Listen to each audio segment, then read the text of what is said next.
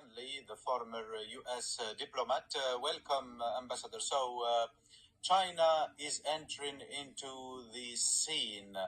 How can Washington deal with this development?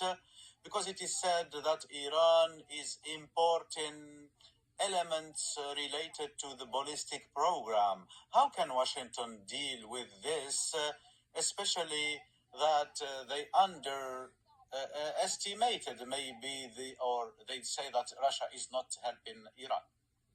Thank you so much for having me. Well, there are two ways that will be dealt with any support that the Chinese may give to the Iranians. First of all, diplomacy will be used. Diplomats will be reaching out to their counterparts. Other U.S. officials may as well, to try and help the Chinese understand the lack of wisdom in helping Iran at this point. I think the entire world would like this conflict to end as soon as possible. That will be one way, using diplomacy. The other way, the U.S. military has shown its willingness to strike Iranian ships, not only in Iran itself, but in international waters, as it did already. So a ship that has been identified to be carrying contraband at this time to Iran, they should consider themselves to be in grave danger of a military strike.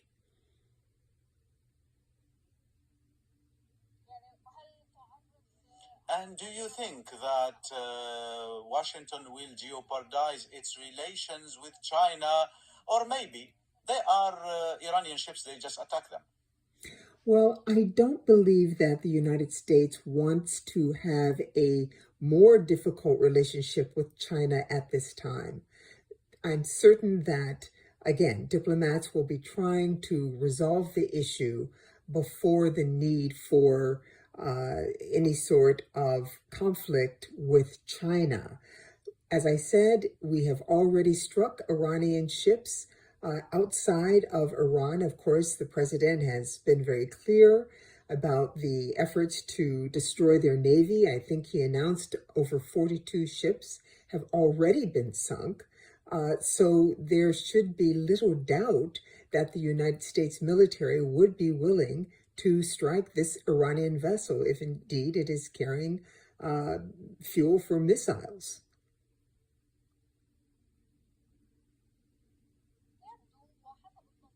It seems, and according to the Iranians, that they are preparing for a long war. And the West feels that Iran may, wage a war of attrition, and that this plan that will be like the war of attrition. How can Washington face this Iranian scenario? Yes. Well, the expectation is that as the planning was underway for this conflict, that possibility was looked at and planned for. The U.S. military is well known for plotting out a wide variety of scenarios before they carry out any action. So it would be shocking if this scenario of a longer war, a war of attrition, asymmetric warfare, etc., was not already accounted for.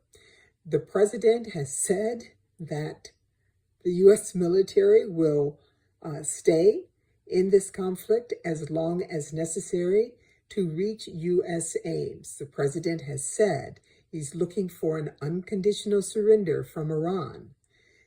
We do recognize there are domestic pressures on the president that may have an impact here, but so far he is saying that the United States will have the strategic patience to carry this through, both for ourselves and for our allies in the region. It is important to ensure that Iran is not able to carry out attacks like this in future.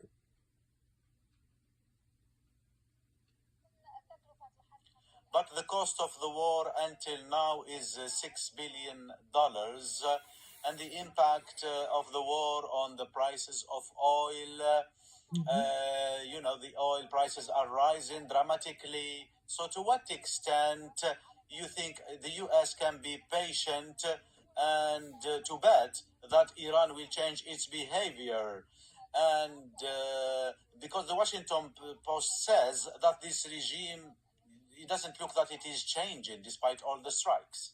So far, that appears to be true. The Iranians have said they will not surrender, but that result remains to be seen. There is no doubt that there is a ticking clock from both sides. The Americans are striking Iranian leaders, Iranian assets, Iranian military equipment, material. At some point, they will lose everything, and the country will be in horrific conditions. On the American side, we have elections coming up, and the elections are focused on issues like affordability. As oil prices rise, as shipping becomes more expensive because the Straits of Hormuz is considered to be unsafe, all of those aspects will increase the cost of living in the United States. That means either the president would have to end this war successfully before the midterm elections to increase support for him and his party, or he would have to prepare for a change in government, and that also could end the war, depending on what Congress, with a Democratic majority, might choose to do. Certainly there would be questions, there would be hearings. Governing would become much more difficult for the president because he wouldn't have a Congress that was willing to bend to his will immediately.